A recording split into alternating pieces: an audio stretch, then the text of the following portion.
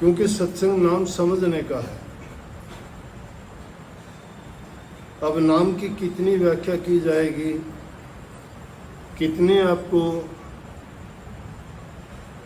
ये बातें समझाई जाएंगी कि हमें कौन से कर्म नहीं करने चाहिए, कौन से करने चाहिए, और क्या जानने के बाद भी उन कर्मों को छोड़ देते हैं हम। क्या उन पाप कर्मों से अपने आप को आज़ाद कर लेते हैं कि नहीं करते। कभी कभी तो ऐसा सुना जाता है कि सत्संगी ही सबसे ज़्यादा झूठ बोलते हैं। आम लोग भी ऐसा नहीं करते जो सत्संगी कर जाते, क्योंकि सत्संग तो इंसान के सुधार के लिए है, बुराइयां छुटाने के लिए है, सच्चाई के रास्ते पर चलाने के लिए है। और आप शायद ये बातों में भेद नहीं कर सकते कि झूठ क्या है, पाप क्या है, सत्य क्या है। अगर उनको समझ जाओ तो पता लगेगा। अगर एक चीज़ को पकड़ के हम बैठ गए और उसका मतलब ही नहीं समझे इसका मतलब क्या है। मान लिया झूठ एक बड़े से बड़ी बुरी बात है, ये झूठ नहीं बोलना चाहिए। सब समझते हो झूठ नहीं बोलना चाहिए। झूठ बोलने से सारी की सारी जितनी भी बुराइयां हैं सब आ जाती हैं। झूठ बोलने वाला चोरी भी करेगा, कि झूठ बोलनी है, झूठ बोल चोरी करके कह देगा मैंने करी नहीं। निंदा भी करेगा, निंदा करके कह देगा मैंने करी नहीं, झूठ बोल देगा। और दूसरी बातें भी करके कह देगा मैंने नहीं की। लेकिन इस बात की करड़ी अपने मन में तसल्ली कर ले कि मुझे बुरे काम या जो भी पाप कर्म हैं या जो भी गलत बुराइयां हैं उसके लिए मुझे झूठ नहीं बोलनी। क्योंकि जो झूठ का सहारा ले लेता है फिर वो बुराइयां उससे निकलती नहीं। परंतु उसी झूठ को दूसरे रूप में अगर देखा जाए, बुराई है लेकिन किसी आदमी की अगर जान बचती है तो उस झूठ का और उस सत्य का तुलनात्मक ढंग से सोच के विचार के देखो कि किसी को बचाने में, झूठ बोलने में, झूठ नहीं वो सत्य हो जाती है, वो पुण्य हो जाता है, पाप कर्म नहीं रहता है। तो झूठ वो, लेकिन वो झूठ किसी का हित करने के लिए बोली। जिस झूठ को तुम अपने स्वार्थ के लिए, अपने लालच के लिए, अपने हित के लिए किसी दूसरे को नुकसान पहुंचाते हो वो पाप है, वो झूठ है। लेकिन किसी के कल्याण के लिए और किसी के हित के लिए तुमने झूठ अगर बोल दी या किसी की जान बचाने के लिए तुमने ऐसा कर दिया तो तुमने बहुत बड़ा पुण्य भी कर लिया। इसलिए हमें उस चीज़ के बारे में सोचना चाहिए कि क्या करने में हमारा हित है।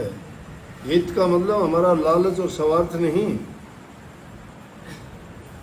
जो काम अगर हमारे खुद के लालच के लिए, निजी लालच और स्वार्थ के लिए करते हैं, वो चीज़ें सारी की सारी इंसान के लिए पाप कर्म की बन जाती है। अपना हित भी कौन सा होना चाहिए?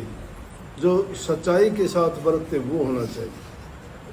नाम और मंत्र को तुम 2 अक्षर का, 4 अक्षर का, 6 अक्षर का मंत्र लेके कभी सोचते हो कि हम उसका जाप करके तिर जाएंगे, वो नहीं तैरता।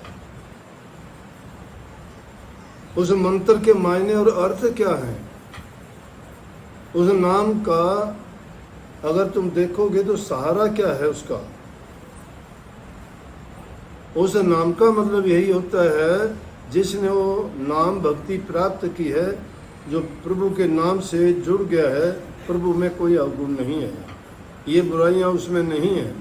उन बुराइयों को साथ लेते हो, जबान से उस नाम का सहारा और ओट लेके कहते हो मैंने गुरु से नाम ले लिया, मंत्र ले लिया, मैं भक्ति करता हूँ, ध्यान करता हूँ। ध्यान किस चीज़ का करते हो? वो ध्यान करना नहीं है। ध्यान तुम्हारा जब होगा ये कई सुनी सुनाई बातों को सत्संगों में बातें सुन लेते हो, वो बात जिस ढंग से कही जाती है आप उसी बात को सोचते हो कि हम उन्हीं बातों का सहारा लेके चलें। गुरु का वचन होता है वो तुम्हें सुधारता है, रास्ता दिखाता है, लेकिन उन बातों जैसे कह दिया कि भाई अंतर में जाओगे, प्रकाश का देखना, ज्योति का देखना, शब्द का सुनना, ये चीज़ें बहुत कठिन है, आसान नहीं है। लेकिन आप क्या करोगे, आप इन सुनी सुनाई बातों को कहोगे जी पहले तो मेरा ध्यान लगता था अब नहीं लगता, वो झूठा साबित हो जाता है। कैसे? आप जहाँ से आए हो या कोई नई चीज़ देखने के लिए कहीं जाओ, आप वो चीज़ आपने एक बार देख ली तो मैं कहता हूँ ज़िंदगी भर कभी नहीं भूलोगे। अगर कोई ये कहता है कि मैं वहाँ गया तो था लेकिन वो चीज़ मैं भूल गया मैं कहाँ गया था, इसका मतलब तुमने देखी नहीं हो। तो सुनी सुनाई बात में निज का अनुभव करना चाहते हो तो उस नाम को सच्चे मन से, उसका पहला तरीका है कि उस नाम का सुमन और अभ्यास ऐसा करो कि उस नाम में और तुम में भेद ना रहे। परंतु उस नाम के जपने से पहले मैंने आपको जो बातें बताई कि उन चीज़ों तुम एक दूसरे से प्रेम करो, सच्चाई के रास्ते पर चलो, सेवा करो, धैर्य रखो, क्रोध ना करो, लालच ना करो, स्वार्थ के लिए किसी के साथ दगा धोखा ना करो, किसी का किसी भी प्रकार से दिल ना दुखाओ, बूढ़े बुजुर्ग माँ बाप की सेवा करो, ये चीज़ें तुम्हारा कल्याण कर देंगी। इतिहास ऐसी चीज़ों से भरा पड़ा है जिन्होंने नाम को नहीं जाना लेकिन सेवा की, प्रेम किया, सच्चाई के रास्ते पे चले, उनका कल्याण हुआ। श्रवण कुमार ने कौन गुरु बनाया, किस धर्म को अपनाया? श्रवण कुमार ने तो अपने माँ बाप को ही लेके उनकी सेवा करता था, क्या उसका कल्याण नहीं हुआ? बताओ उन्होंने क्या किया था, कौन गुरु था उसका? गुरु नाम तो ज्ञान का है। गुरु के पास जाके तुम अपनी समझ को, अपनी निरख परख करो कि क्या मैं सही रास्ते पे चलता हूँ। बार बार कहते हो सतगुरु के दरबार में जाइए, बारंबार जाते हो, बारंबार जाते हो, क्या मान ली बातें? गुरु वचन को मानते नहीं, गुरु आज्ञा में चलते नहीं, गुरु जो कहते हो करते नहीं, वो गुरु भक्ति नहीं है। मनमुखी काम करते हो, गुरुमुखी काम नहीं करते। गुरु की आज्ञा का पालन जब करते हो गुरुमुखी काम है, उसमें तुम्हारा कोई किसी प्रकार का भी नुकसान या हानि नहीं हो सकती। लेकिन अगर मनमुखी काम करोगे, मन मर्जी के, क्योंकि मन मर्जी के जो काम किए जाएंगे वो निजी स्वार्थ के बन जाते हैं। निजी स्वार्थ के लिए जो काम करते हो तो उसमें कोई ना कोई त्रुटि आप कर बैठते हो, और जो भी कर्म करते हो उसका कर्म फल अवश्य बनता है, चाहे वो पाप कर्म है चाहे पुण्य कर्म है। अगर भक्ति का कर्म किया जाए तो उसका कहना ही क्या है। कर्म तो सब करेंगे,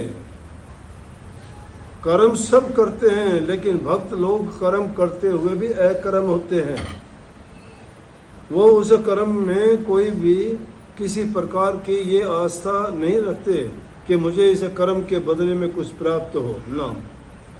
भक्ति करते हुए भी वो इस चीज़ की आस नहीं रखते कि हमें मुक्ति मिले। अगर उसके लिए भी करते हो या संसारी पदार्थों के लिए, एक तरह की नहीं है। भक्ति में सब चीज़ों का स्वार्थ है हमारा। संसारी जीव हैं, पारिवारिक इंसान हैं, समाज में रहते हैं, ज़रूरतें हैं हमारी, स्वार्थ है। लेकिन उस स्वार्थ में लालच नहीं होना चाहिए, उस स्वार्थ में कपट नहीं होना चाहिए। स्वार्थ के लिए काम करते हैं, स्वार्थ नहीं करेंगे तो किसी कर्म के ही नहीं रहेंगे हम। उस स्वार्थ के लिए अपने लिए करते हैं, परिवार के लिए करते हैं, लेकिन उस स्वार्थ में किसी भी प्रकार का लालच नहीं हो, उसमें बेईमाना नहीं हो, झूठ कपट का काम नहीं हो, वो स्वार्थ है। दूसरा चीज़ है परोपकार और परमार्थ। दूसरे का हित करने से, दूसरे का हित करने में तुम्हारी सेवा आ जाती है। तन की सेवा करो, मन की करो, धन की करो, लेकिन जो सूरत की सेवा करोगे वो तो तुम्हारी होगी, वो तो तुम्हारा कल्याण और हित करेगी। लेकिन बाकी जो सेवा करते हो संसारी चीज़ों के लिए होगी, वो संसारी चीज़ों के लिए होगी। जिस प्रकार से ये संसार त्रिगुणात्मक है, भक्ति भी 3 प्रकार की बन जाती है। एक रजोगुणी है, एक सतोगुणी है और एक तमोगुणी है। तमोगुणी भक्ति हम क्या करते हैं कि हमें किसी प्रकार की कोई पीड़ा देता है, दुख देता है, तकलीफ देता है, हमारे ख्याल और विचार में वो बातें आती हैं, ध्यान में जब जाते हैं वो चीज़ें याद आती हैं, तो उस टाइम पे जो तुम सुमरण करते हो नाम का, और सुमरण करते हुए उस बात को लेके अगर करते हो तो इसका मतलब है तुम उसका भला नहीं चाहते। ये तमोगुणी है, ये तमोगुणी है, आपने उसका नुकसान करने के लिए ऐसा किया है। रजोगुणी व्यक्ति क्या है, तुम्हारे अपने निजी काम हैं, सोचते हो मेरी रोजी रोजगार लग जाए, लड़के की शादी हो जाए, मेरी गरीबी मिट जाए, मेरा ये काम हो जाए, वो काम हो जाए, दुनियादारी के लाखों काम हैं, उस काम को लेके करोगे, वो हमारे रजोगुणी है। वो रजोगुणी काम के लिए करते हैं कि हे प्रभु, नहीं कहते, जबान से भी कहते हे मालिक, हे सतगुरु, मेरा ये काम कर। वो रजोगुणी है हमारा वो भी स्वार्थ। लेकिन सतोगुणी भक्ति वो है, ना तो किसी के बुराई के लिए सोच के करना चाहिए, और ना ही हमें किसी चीज़ और पदार्थ की मन में कामना रख के करनी चाहिए। कामना रहित होके करो, कामना रहित होके करोगे, वासना रहित है। जब वासना है तुम्हारी या कामना है किसी चीज़ को प्राप्त करने की, तो तब तक वो हमारा स्वार्थी है। जब कामना अपने राधा स्वामी मत में लिखी है ये बात, कई बार मैं सत्संगों में उस बात को कहता हूँ, मुझे बार बार याद आती है कि मुक्ति की नहीं चाह, मन में भक्ति प्यारी लाग। भक्ति प्यारी लागने का मतलब क्या है, वो सतोगुणी भक्ति है कि जिसमें सिर्फ मालिक की सेवा के लिए, उनके दर्शन के लिए, अपनी शांति के लिए ही वो ध्यान किया जाए, नाम का सुमन किया जाए, उसी का अभ्यास किया जाए। वो कैसे होगा, निर्विकल्प भक्ति बोलते हैं उसको। कोई भी संकल्प नहीं होना चाहिए मन में, कोई विचार और ख्याल नहीं होना चाहिए उस चीज़ के सिवाय। संसारी चीज़ों को लेके बैठ जाते हैं, चिंताओं को लेके बैठ जाते हैं, तो ध्यान नहीं लगता, सुमन नहीं होगा, कोई अभ्यास नहीं बनेगा, सिर्फ मन के खेल में रह जाओगे। करते करते ऐसा हो सकता है कुछ ना कुछ आपको मन कहाँ एक अर्ध चेतना में चला जाएगा और उसमें अनेक प्रकार का कोई भी ख्याल उठेगा। आप जागृत अवस्था में आके कहोगे ध्यान में मेरे साथ ये हुआ। जैसे कि सपने में भी कितनी चीज़ें देख लेते हो, उसी प्रकार से वो एक सपन रूप में हो जाएगा। ना तो तुम्हारा ध्यान होगा उस टाइम पे और ना ही तुम चेतन रहोगे। अर्ध चेतन मन में जब किसी प्रकार के ख्याल और संकल्प जो उठ के तुम्हें ध्यान में आ जाएंगे, वो तुम उठने के बाद कहोगे मुझे ध्यान में दिखा, वो ध्यान में नहीं। वो तुम संकल्प लेके बैठे थे, वो संकल्प भी तुम्हारे पुनरावृत्ति करते हैं, दोबारा दोबारा तुम्हारे मन और ख्याल और मानस पटल पे आ जाते हैं। लेकिन अगर तुम गुरु के वचन को लेके, गुरु स्वरूप को लेके, गुरु के गुणों को याद करके या प्रभु को कहो, एक ही बात है। पलटू साहब कहते हैं ना, संत और राम को एक कर जानिए, दूसरा भेद न तनक आने। लाली जो छिपी है मेहंदी के पात में, दूध में घी इस भात जाने। फूल में बास जो काठ में आ गए, संत में राम इस भात जाने। दास पलटू कर संत में राम है, राम में संति सत्य माने। उनमें भेद नहीं है। कभी ये सोचते हो कि अपनी पूजा कराने के लिए कहते नहीं, गुरु को अपनी पूजा की जरूरत नहीं होती। वो गुरु ही नहीं है जो अपनी पूजा के लिए काम करते हो, पाखंडी है। उनको पूजा की जरूरत क्या है, वो तो खुद किसी की पूजा करते हैं। वो तो आपको भी उन्हीं की पूजा करने के योग्य बनाते हैं, उसी का रास्ता दिखाते हैं। लेकिन हमें एहसान है गुरु का, क्योंकि वो नहीं मिलते, नहीं बताते तो हम कहाँ जाते हैं। किस रास्ते पे चलते, हमारा कल्याण उद्धार कैसे होता।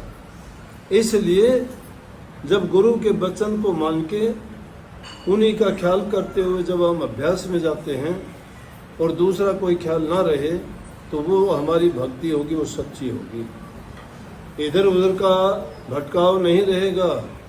सिर्फ हमें अरे मन में गुरु भक्ति, गुरु के वचन, गुरु के गुण, गुरु के जितने भी बताए हुए नुक्से और नुक्ते, वो हमारे जीवन को राह देंगे। हमारे मन में धैर्य आएगा और संतोष आ जाएगा।